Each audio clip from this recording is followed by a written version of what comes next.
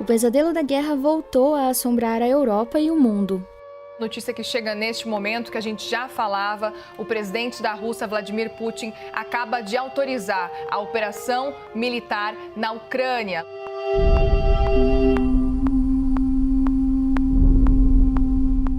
O diretor do canal de TV adventista na Ucrânia descreveu assim o sentimento de se ver no meio desse conflito.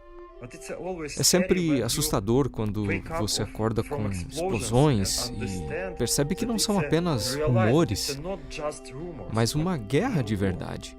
A invasão russa ao país vizinho, no fim de fevereiro, aumentou o temor de um conflito nuclear, desencadeou reações, inclusive dentro da Rússia, e provocou sanções contra o governo de Vladimir Putin.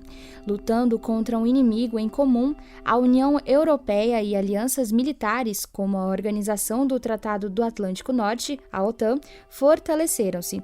E tudo indica que isso influenciará mudanças significativas na geopolítica global. Foi o que deram a entender diversos discursos, como o que foi proferido no Parlamento Europeu em 1º de março por Ursula von der Leyen, presidente da Comissão Europeia. Vamos ouvir aí um trechinho da tradução simultânea feita pela CNN Brasil na ocasião. Todos esses dias, nós vemos que mais do que 30 países, representando mais da metade da economia do mundo, também anunciaram sanções e controles de exportação à Rússia. E se o Putin buscava dividir a União Europeia, enfraquecer a ONU e enfraquecer a comunidade internacional, o que ele conseguiu foi o exato oposto. Nós estamos mais unidos do que nunca e nós estaremos juntos nessa guerra e nós vamos prevalecer. Nós estamos juntos e nós permaneceremos juntos. Caros membros, esse é um momento que é um divisor de águas para a nossa União. A nossa segurança e a proteção do povo não podem ser desconsiderados. Temos que investir e temos que carregar a nossa responsabilidade. E essa crise está mudando a Europa.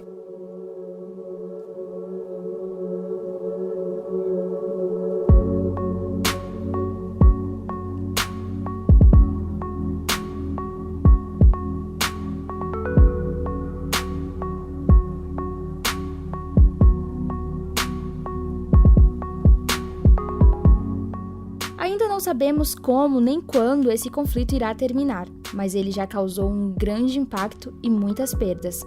Além da morte de civis, incluindo crianças, a ofensiva militar contra a Ucrânia gerou uma grave crise humanitária. Olha a quantidade de gente aqui na estação de trem de Kiev. Todo mundo tentando fugir da capital da Ucrânia no meio da guerra. Somente na primeira semana do conflito, mais de 1 milhão de pessoas foram forçadas a se deslocar na Ucrânia e nos países vizinhos. Para se ter uma ideia, em apenas 24 horas, o número de refugiados ucranianos aumentou 150 mil. No dia 2 de março, o boletim da ONU News informou que cerca de 52% dos ucranianos buscaram refúgio na Polônia, enquanto o restante alcançou outros países como Hungria, Moldávia, Eslováquia, Romênia e até a Rússia.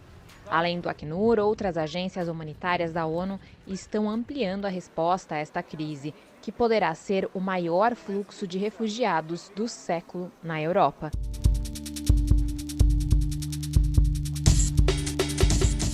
O Acnur, que é a agência da ONU para refugiados, estima que cerca de 12 milhões de pessoas dentro da Ucrânia precisarão de ajuda e proteção, enquanto mais de 4 milhões de refugiados podem precisar de assistência em países vizinhos nos próximos meses. O alto comissário da ONU para refugiados, Filippo Grandi, que trabalha há quase 4 décadas na resposta a crises migratórias, disse ao Conselho de Segurança das Nações Unidas que raramente viu um êxodo tão rápido como esse que está ocorrendo na Ucrânia. Além disso, de acordo com ele, abre aspas, os níveis de risco estão tão altos agora que está cada vez mais difícil para os trabalhadores humanitários distribuir de forma sistemática a ajuda de que as pessoas deslocadas precisam desesperadamente. Fecha aspas.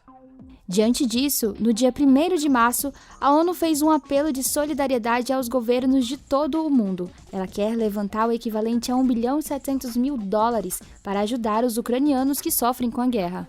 A ONU e parceiros humanitários lançaram um apelo emergencial de $1,7 bilhão para levar ajuda às pessoas no país e aos refugiados em países vizinhos.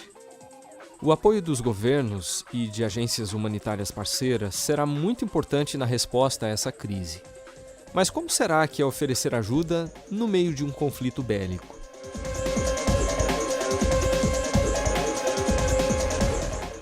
É o que nós pretendemos explicar nessa conversa sobre o trabalho humanitário em tempos de guerra. Fica, portanto, o convite para você acompanhar o episódio 42 do podcast da Revista Adventista. Eu sou o Márcio Tonetti e estou junto com a Késia Salles, que a partir de hoje apresentará o podcast comigo. Seja bem-vinda, Késia. Obrigada, Tonetti. Então, vamos lá.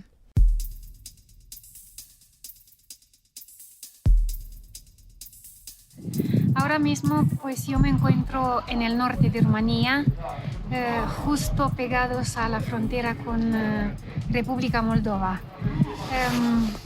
Aquí pues hay una situación difícil como en todas partes por donde la gente viene desde Ucrania. Estamos viendo muchas necesidades, las personas vienen muy tristes, muchos de ellos llorando, la mayoría son mujeres y niños y la verdad que lo estamos pasando mal, ver tanto sufrimiento en ellos, ver cómo están abandonados a sus maridos. Es una tristeza tan grande que no se puede describir en palabras.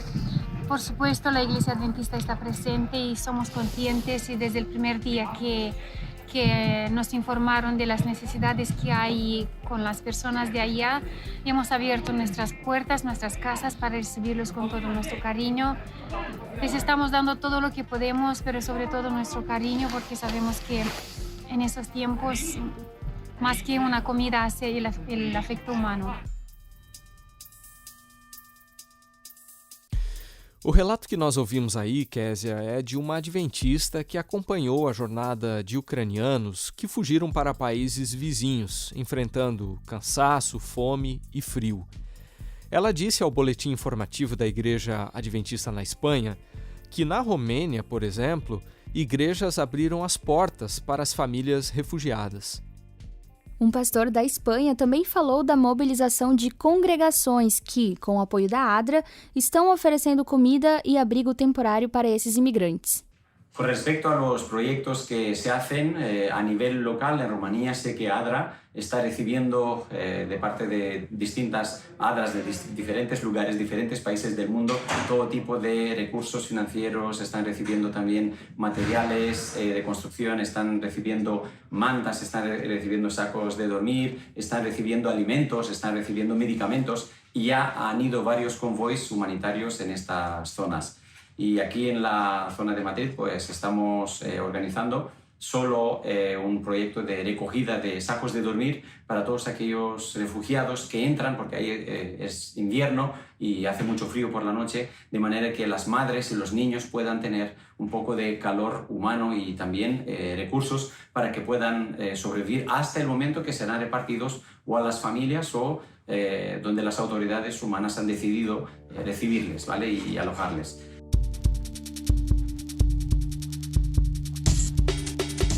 Ao mesmo tempo que potências ocidentais tentam frear o exército russo por meio da diplomacia, governos e agências humanitárias se veem diante do enorme desafio de ajudar os governos a suprir as necessidades imediatas. Em situações assim, a Agência Adventista de Desenvolvimento e Recursos Assistenciais, a ADRA, sempre está presente, atuando em parceria com outras entidades, agências governamentais e também voluntários. Reconhecida no mundo todo, ela surgiu pouco depois do fim da Segunda Guerra Mundial e, desde o início de suas atividades, tem respondido a crises humanitárias provocadas por conflitos e outras catástrofes. É o que destaca Mário Oliveira, que trabalha na Agência Humanitária Adventista desde 1998, tendo servido na África, Espanha, França e Bélgica. A ADRA sempre esteve bastante envolvida em questões de conflito, prestando assistência aos deslocados internos, às pessoas que fogem à guerra, quer seja dentro do país, que se tornam deslocados internos, ou refugiados, que são quando atravessam uma fronteira internacional. E o tipo de apoio que a ADRA tem providenciado é através de abrigos, campos de refugiados, comida, água, saúde, educação também. É importante apoiar as crianças nessas situações de terem o acompanhamento escolar, uma certa normalidade, entre aspas, no meio da guerra, e também apoio psicossocial. Aquilo que as vítimas da guerra passam é indescritível, o sofrimento. Então é importante apoiá-las também em termos psicológicos. Alguns exemplos, com certeza, que me vêm assim à memória: Bangladesh e Myanmar, há cerca de 4, 5 anos, onde produziu quase 1 milhão de refugiados, os famosos Rohingya, que fugiram para o Bangladesh, e onde a ADRA esteve bastante presente em Cox's Bazar e continua apoiando os refugiados. A Síria, Guerra Civil, Iraque, a ADRA também esteve presente. Depois há outros conflitos que talvez não recebam tanta atenção dos mídia, mas que a ADRA também está presente lá. Por exemplo, neste momento, a Guerra Civil na Etiópia, no Tigray, a ADRA também está presente, apoiando. Na República Democrática do Congo, em África, são milhares, dezenas, centenas de milhares de deslocados, refugiados que fugiram para Uganda. A ADRA apoia dos dois lados, tanto no Congo como no Uganda. O ano passado, há cerca de 2 anos, 1 ano e meio, a guerra entre o Azerbaijão e a Arménia, com a questão do Nagorno-Karabakh, a ADRA também, a ADRA Arménia apoiou, a ADRA Azerbaijão também tivemos presentes. Somália, continuamos a apoiar, uma situação complexa, não é só de guerra, de conflito, mas muito mais do que isso, de pobreza. O Iémen, como não esquecer o Iémen, um dos países onde a ADRA tem as suas maiores operações. E depois, se recuarmos um bocadinho mais atrás, nos anos 90, na Iugoslávia ou na ex-Iugoslávia, a ADRA também esteve presente em Sarajevo, na Bósnia, na Croácia, no Kosovo. Então, isso é apenas um pequeno resumo das muitas situações onde a ADRA tem estado presente e continua a estar a apoiar, como é agora na Ucrânia.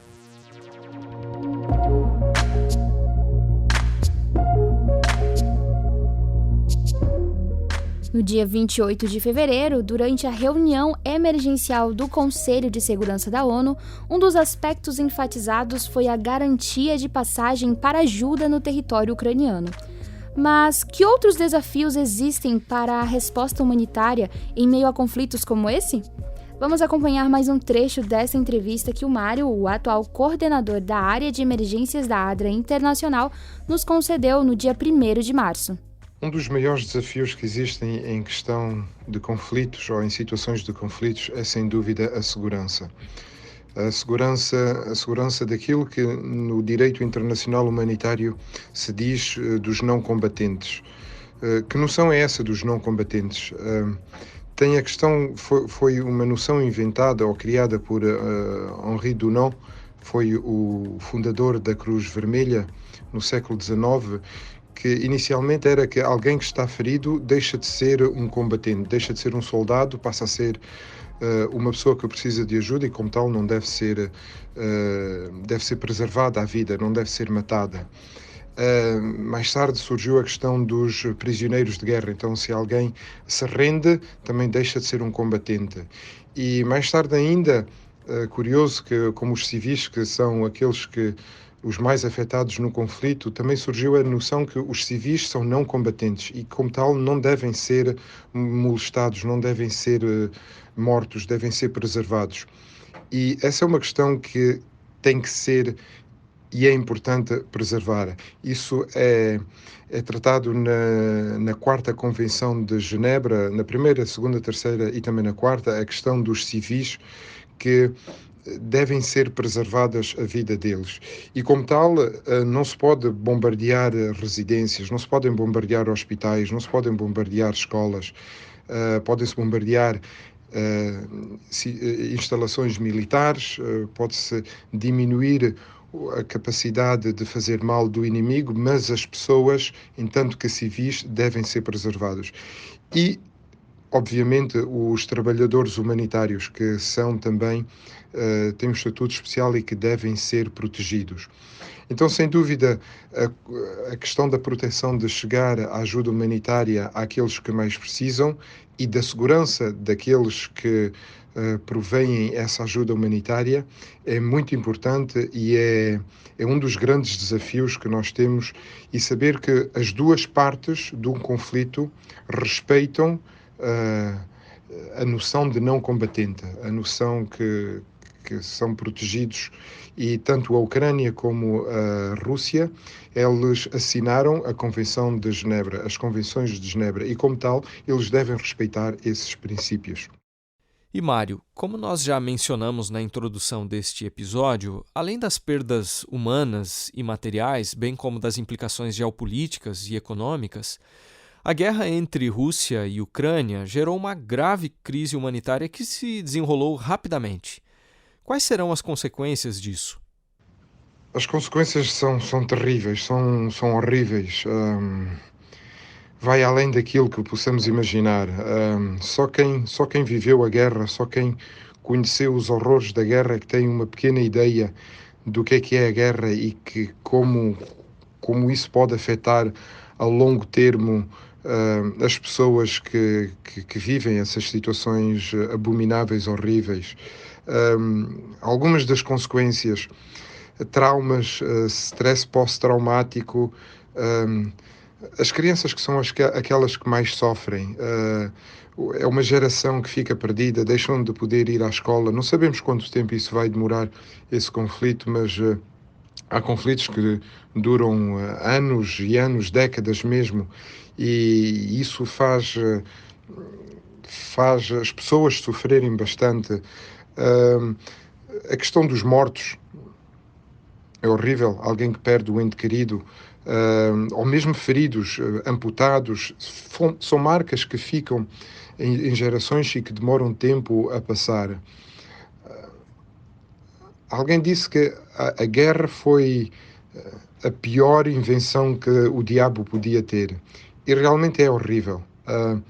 Não há palavras para descrever as consequências da guerra, e esse, sem dúvida, é uma das grandes consequências que vai ter, e vai demorar, mesmo se a guerra parasse hoje, imediatamente, agora, vai demorar anos e anos, gerações, até que as consequências desse conflito possam ser ultrapassadas. O senhor poderia nos falar um pouco também sobre a assistência que tem sido oferecida pela ADRA e pelos voluntários da igreja nas cidades ucranianas mais atingidas?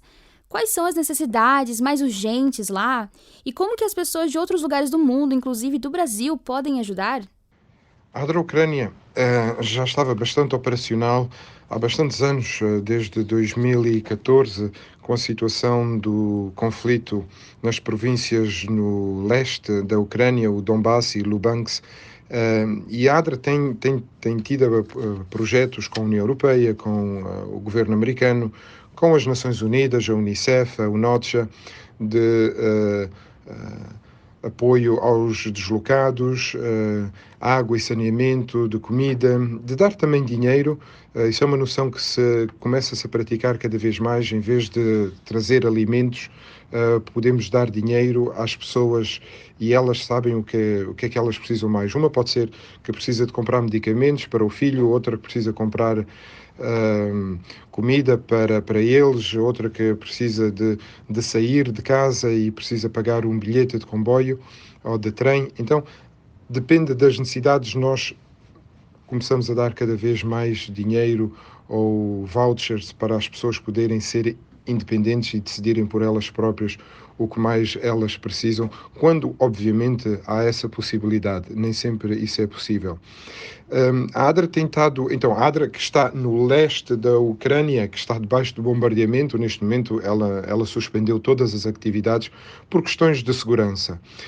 Nós estamos a concentrar neste momento as atividades no oeste da Ucrânia, apoio a todos os deslocados E para isso já deslocamos pessoas a partir daqui, da ADRA Internacional, viajaram no domingo e chegaram na segunda-feira e já estão operacionais, apoiando. Há contactos com a Igreja, com a rede Novo Tempo, Hope Channel na Ucrânia, as associações, as igrejas, irmãos, de como poderemos apoiar. Há fundos que já foram disponibilizados e que já estão a apoiar a resposta na Ucrânia.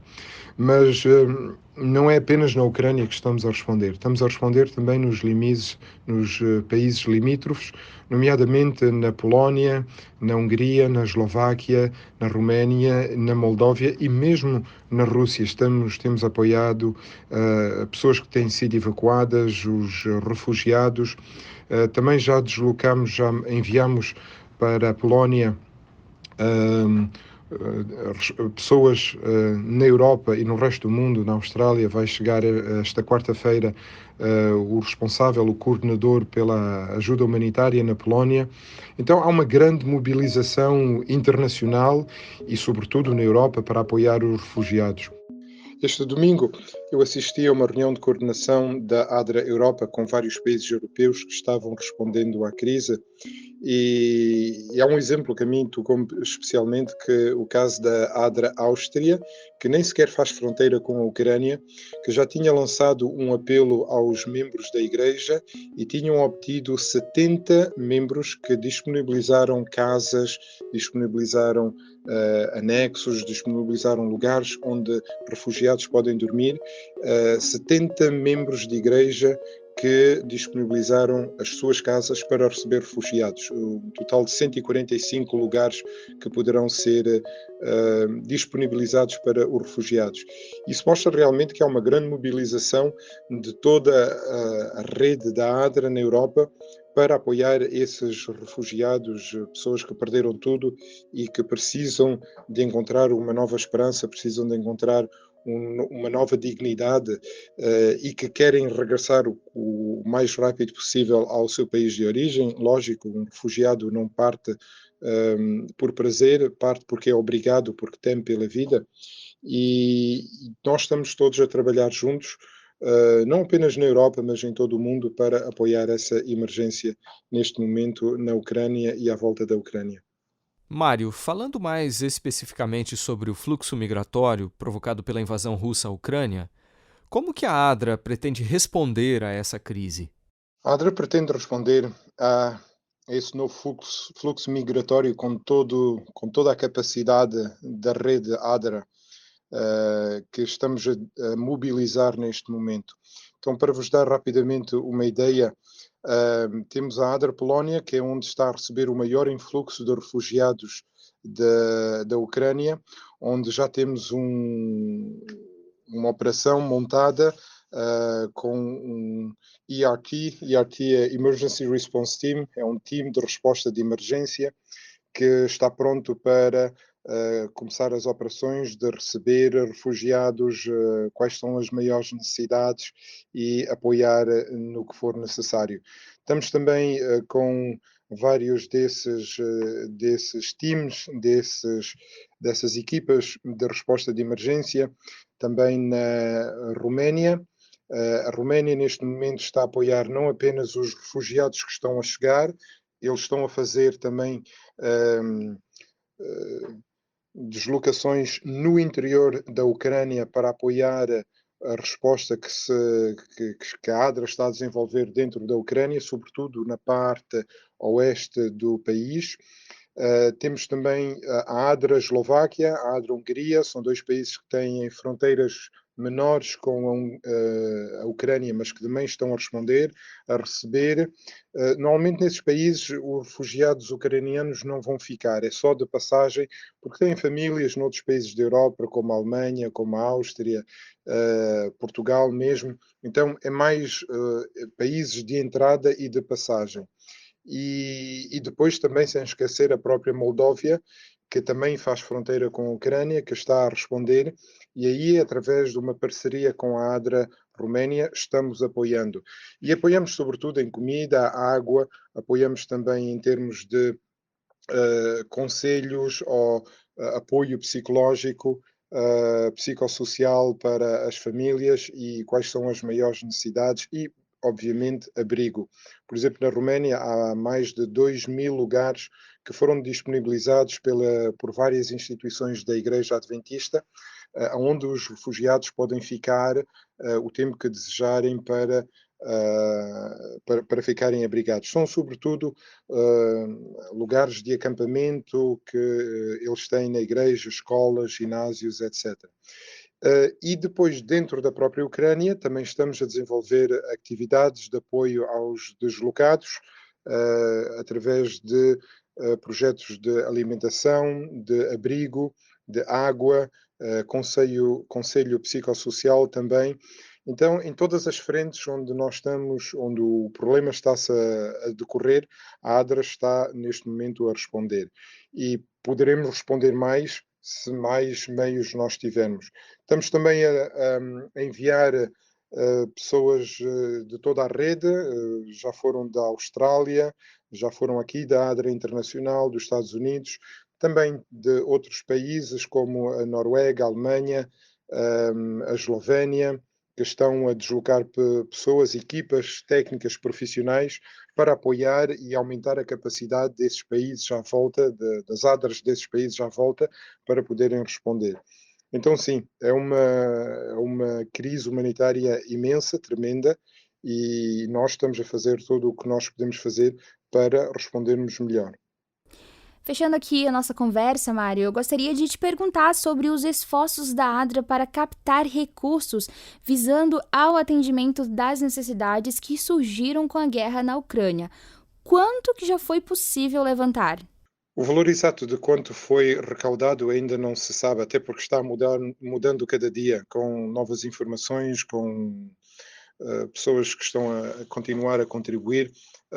Isso é uma crise humanitária que vai e que está mobilizando bastante os membros adventistas e doadores da ADRA para essa crise.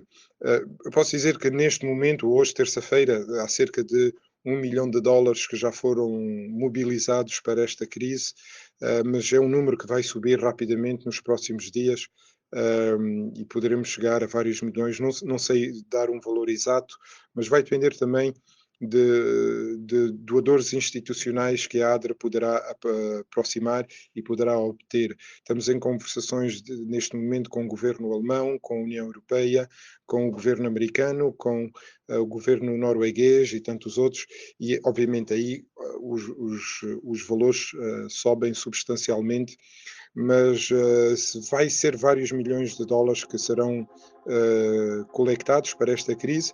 Pode parecer muito, mas não é suficiente, porque a crise é muito maior do que aquilo que se possa imaginar.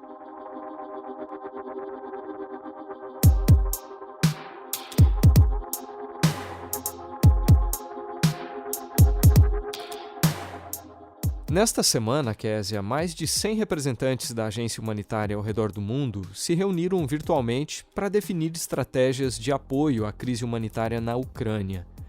Paulo Lopes, que é diretor da ADRA para 8 países sul-americanos, foi um dos participantes e ele traz aí para a gente detalhes dessa conferência. Foi terrível quando o nosso colega, o diretor da ADRA Ucrânia, ele participava conosco na reunião e nós podíamos ouvir as explosões ao fundo. Realmente algo arrepiante. Mas a ADRA está ali desde o primeiro momento e nós, como ADRA da divisão sul-americana, nós já estamos enviando inicialmente $30 mil, cerca de R$150 mil, para somar-se aos esforços da ADRA internacional, de toda a rede da ADRA, que irá contribuir para que nós possamos prestar auxílio emergencial em todos aqueles países onde esses refugiados estão entrando e também dentro da Ucrânia. Além disso, hoje mesmo, nós estamos enviando o nosso especialista em resposta a emergências complexas, o senhor Eric Leichner, que ele é o coordenador, ele é o gerente de gestão de resposta a emergência aqui da divisão sul-americana. Ele está embarcando nesta tarde para Bucareste e ele vai ficar lá cerca de 3 semanas apoiando na coordenação da resposta humanitária da ADRA no terreno. Em relação ao Brasil, em relação à possibilidade de ucranianos chegarem ao nosso país, nós estamos acompanhando muito de perto este processo e nós vamos então, à medida que isso se torne uma realidade, a ADRA Brasil vai se mobilizar para ver como ela poderá também apoiar, se é que haverá necessidade de uma intervenção da ADRA aqui no nosso país. Ou seja, neste momento, o nosso apoio é financeiro e é um apoio inicial. Nós pretendemos ajudar com mais recursos à medida que as necessidades vão se apresentando, e nós também estamos enviando o melhor profissional em resposta à emergência que a ADRA tem na América do Sul para participar diretamente na coordenação da resposta humanitária na Ucrânia. O pastor Paulo Lopes também é uma pessoa experiente no trabalho humanitário em situações de conflito. Inclusive, nessa entrevista concedida no dia 2 de março, ele explicou que, assim como países em combate precisam respeitar regras que buscam garantir proteção aos agentes humanitários, também há princípios que regulam o direito humanitário. De acordo com uma resolução de 1991, a Assembleia Geral das Nações Unidas estabelece que a assistência humanitária deve ser providenciada em conformidade com os princípios de humanidade, neutralidade e imparcialidade, Kézia. E segundo o pastor Paulo Lopes, a ADRA leva isso muito a sério. É muito importante salientar que em situações de guerra, onde o trabalho humanitário se faz presente, nós temos que levar em conta os quatro princípios humanitários que a ADRA leva muito a sério. Nós somos signatários desses princípios, ou seja, todas as ações humanitárias da ADRA respeitam os 4 princípios humanitários. O primeiro deles é o princípio de humanidade, ou seja, nós temos que responder às crises humanitárias. Onde houver sofrimento de pessoas, nós temos que estar presentes. O propósito da ação humanitária é proteger a vida das pessoas, a saúde das pessoas e assegurar que elas são respeitadas como seres humanos. Existe um segundo princípio, que é o princípio da neutralidade, ou seja, nós não tomamos lado nos conflitos. Nós, trabalhadores humanitários, não nos envolvemos em controvérsias de teor político, racial, religioso ou ideológico de qualquer natureza. Nós somos neutros na ação humanitária em uma situação de conflito. Existe um terceiro princípio também que nós seguimos como ADRA, que é o princípio da imparcialidade. Isso quer dizer que a única razão para nós servirmos as pessoas afetadas por uma crise humanitária é a necessidade, e somente a necessidade. E nós sempre vamos dar prioridade para aqueles que mais necessitam. E neste processo, nós não fazemos qualquer distinção de nacionalidade, de raça, de sexo, de religião, de credo, de classe social ou qualquer posição política ou opinião política.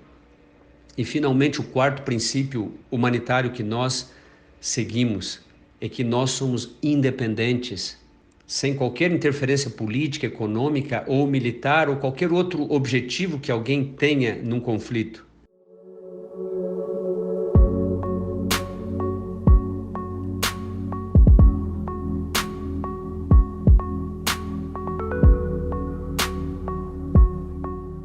As cenas da guerra na Ucrânia evocam as memórias de outro conflito que o Paulo presenciou no início da década de 1990, quando foi chamado para trabalhar em Angola, na África. Na época, o país vivia uma terrível guerra civil, e é possível perceber o impacto que isso teve na vida dele, até mesmo pela forma como o Paulo narrou essa história pra gente, Tonete. Lembro que eu cheguei em Angola no mês de outubro de 92, e eu estava mudando para aquele país junto com a minha família para servirmos ali na ADRA Angola. E eu me lembro exatamente como se fosse hoje, chegando ali, saindo do aeroporto 4 de fevereiro. Havia soldados fortemente armados pelas ruas, fazendo patrulha. A gente sentia no ar a tensão da guerra que estava prestes a começar. A primeira noite que eu dormi ali na casa do pastor Ronald Kuhn, com quem eu fui trabalhar, nós acordamos de madrugada, umas 2 horas da manhã, A nossa casa estava sendo sacudida de um lado para o outro, parecia um terremoto. O paiol de munições do governo, que ficava a 4 quilômetros da nossa casa, havia explodido. Foi assim a minha primeira noite ali em Angola. Na semana seguinte eu viajei para o outro lado da África, para Moçambique, onde eu participaria de reuniões e um treinamento da ADA Internacional. No meio daquele evento, a guerra civil começou em Luanda. Começou num sábado à tarde. Foi uma carnificina, 6.000 mortos, somente naquela tarde de sábado. Eu não pude mais voltar para Luanda, tive que voar para a África do Sul, voltar para o Brasil, esperar 10 dias até que o aeroporto de Luanda estivesse aberto outra vez, e eu voltei para lá para cumprir a minha missão humanitária.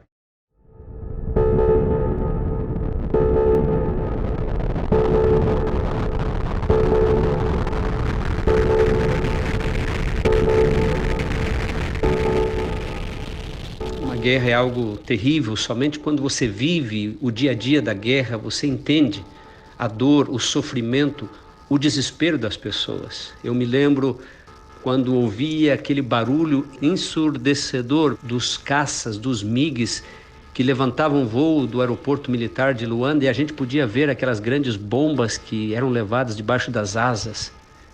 E doía o meu coração, porque eu sabia que aquelas bombas seriam jogadas em diferentes partes do país e que pessoas perderiam a sua vida. Eu me lembro de quando eu viajei pela primeira vez para a cidade do Ambo, a segunda maior cidade de Angola naquele tempo. Os guerrilheiros haviam tomado aquela cidade. Houve uma batalha de 55 dias, onde as armas não se calaram 24 horas por dia durante aqueles 55 dias. As pessoas não puderam sepultar os seus mortos. Os cães comeram a carne das pessoas nas ruas daquela cidade. Foram os relatos que eu ouvi quando eu cheguei lá 9 meses depois, numa missão especial com a ONU.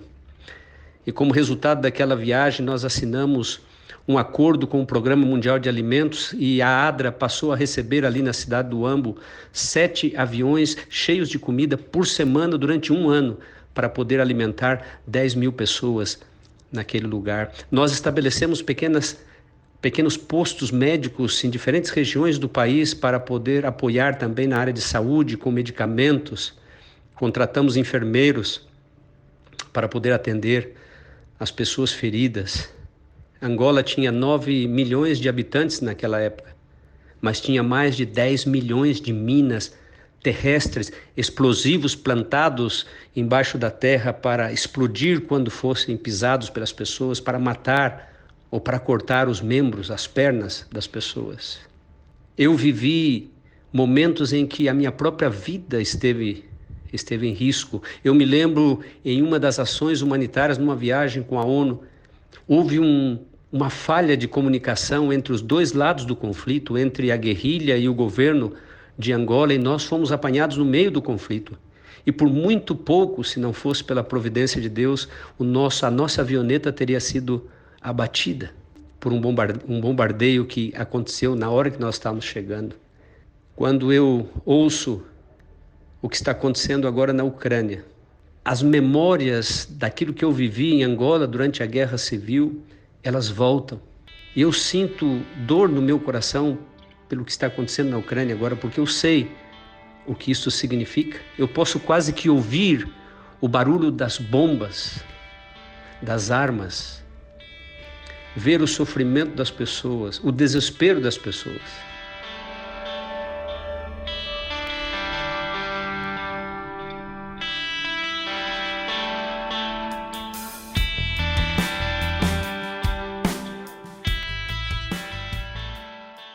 E toda guerra, né, Kézia, deixa muitas marcas físicas e emocionais. Mas o Paulo concluiu a nossa conversa ressaltando que, apesar dos dramas que viveu, ele também mantém na memória a lembrança das oportunidades que teve, por outro lado, de poder salvar muitas pessoas. Portanto, os esforços daqueles que estão arriscando a vida para atender as vítimas dessa guerra sem sentido que acontece lá no leste europeu será muito importante para minimizar os traumas. E isso é algo que precisa ser reconhecido e valorizado por todos. Com produção, roteiro, edição e sonorização de Márcio Tonetti, apresentação de Márcio Tonetti e Késia Salles e direção de jornalismo de Marcos de Benedicto, o episódio de hoje fica por aqui. Até o próximo.